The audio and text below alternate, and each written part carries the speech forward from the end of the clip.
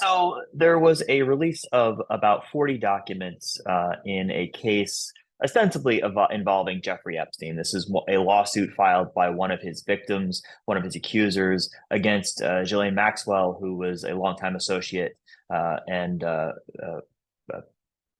romantic partner of Jeffrey Epstein.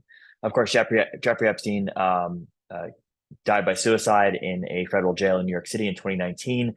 Ghislaine Maxwell was subsequently convicted of crimes related to Jeffrey Epstein's sex trafficking, and she is now in federal prison. And this lawsuit was filed a number of years ago. And since then, there has been a battle over what information in these documents could be made public, certain names, certain other information. And today we got the first glimpse at some of those documents, some of these names that had been under these black bars, these redactions, are now public. Much of the information that we've seen in this document release today is stuff that we've already known for the most part. Names like former President Bill Clinton, Prince Andrew, even the mention of Michael Jackson came out through a lawyer several years ago.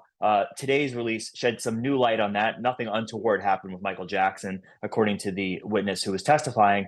But it is not the explosive, gossipy release of documents that some people were anticipating. There is no client list. There is no list of people that were, flying around the country, around the world on Epstein's private jet, people that attended his private island. Any of those names, any of those people, we've already heard about for many years.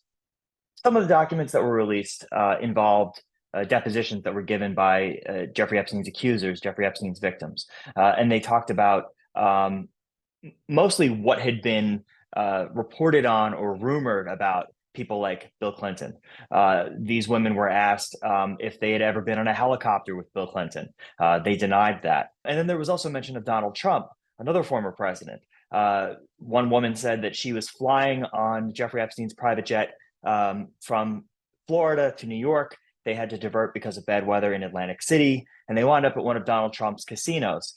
Jeffrey Epstein, according to this woman, said, "Oh, great, we're in Atlantic City. We'll call up Trump and go to the casino." Now, it is not clear, and this woman was not asked if she actually met Donald Trump, if they met up with him that night. And later in that same testimony, she was asked if she had ever been asked to give a massage to Donald Trump, as she had been doing for Jeffrey Epstein. And she says, no, that was not the case. There was a great deal of hype, a great deal of anticipation in this document release. And so far, the word of caution is don't believe the hype. There have been a lot of discussions about the celebrity names that might come out, the famous names. All of the names that we have seen so far are ones that we've already known.